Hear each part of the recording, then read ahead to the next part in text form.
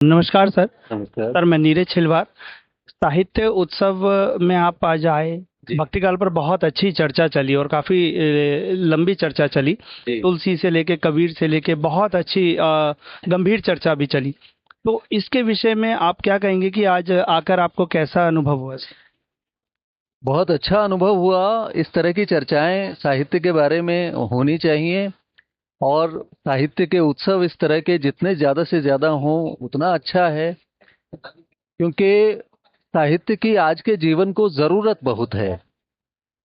क्योंकि आज मनुष्य जो है वो कहीं ना कहीं अपनी मनुष्यता को भूल रहा है, छोड़ रहा है।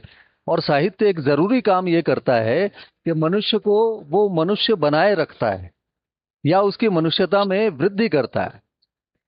साहित्य पढ़ने के बाद, साहित्य से जुड़ने के बाद मनुष्य और ज्यादा मनुष्य बनता है और संकटों में भी अपनी मनुष्यता को बचाए रखता है।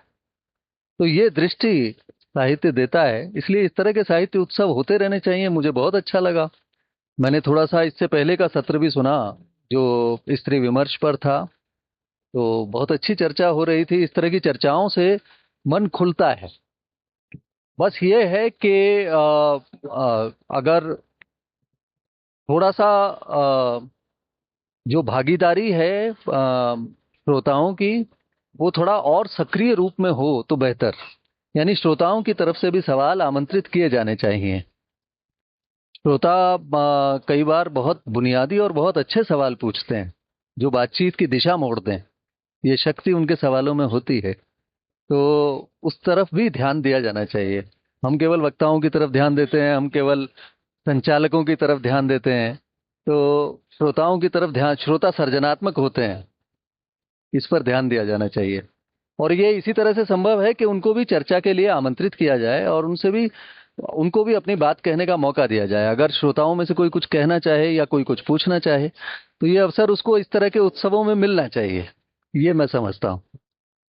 ये बहुत अच्छी बात कही सर आपने कि ये दोनों तरफा जो संवाद है जी। उससे आदान प्रदान जो है ज्ञान का वो होते रहना चाहिए, तभी एक सार्थक संगोष्ठी होती है, हो सकती है और भी। और आने वाले भविष्य के लिए इन सब चीज़ों का ध्यान रखा जाएगा, यही हम रचयिता से अपेक्षाएं करते हैं। और बेशक। और अपना समय देने के लिए बहुत बहुत धन्यवाद सर। बहुत धन्यवाद।